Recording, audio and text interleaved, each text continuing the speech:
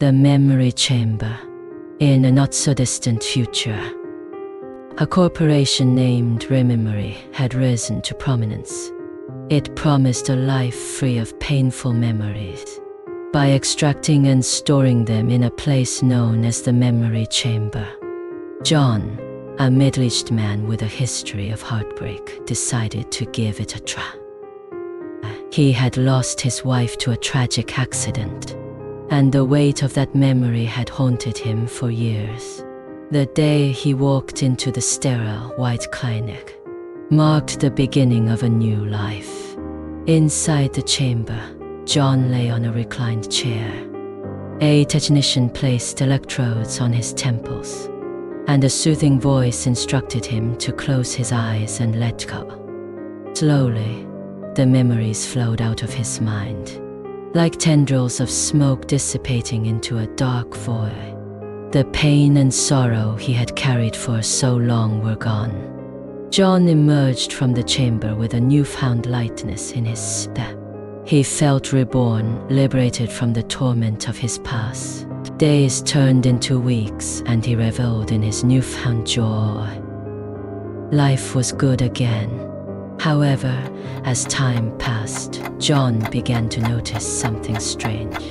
Small details, like the shade of his wife's eyes or the sound of her laughter, seemed to elude him. He couldn't remember the sound of her voice, the smell of her perfume, or even the way she used to smile at him. His cherished memories had been erased entirely. One night, he woke in a cold sweat, haunted by a vivid dream of his wife, her face distorted in anguish. Panic set in as he realized he couldn't remember her name. He scrambled for old photographs, but the woman in them was a stranger. Frantic, John returned to the Rememory clinic, demanding answers. The technician explained that the extraction process sometimes resulted in the loss of related memories. They assured him that it was a rare side effect. As weeks turned into months, John's life became a desperate search for any fragments of his past. He retraced his steps, revisited old friends, and even sought out places they used to frequent, hoping for a spark of recognition.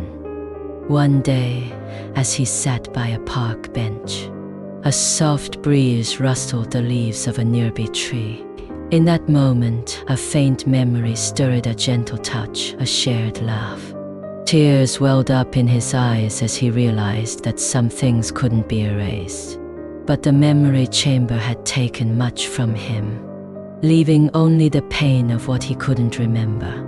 John had learned that while some memories were painful, they were also the threads that wove the fabric of his existence. He left the park that day, the weight of his past still with him. But now he understood that it was a part of who he was. He couldn't erase the past, but he could learn to live with it and perhaps find a way to heal.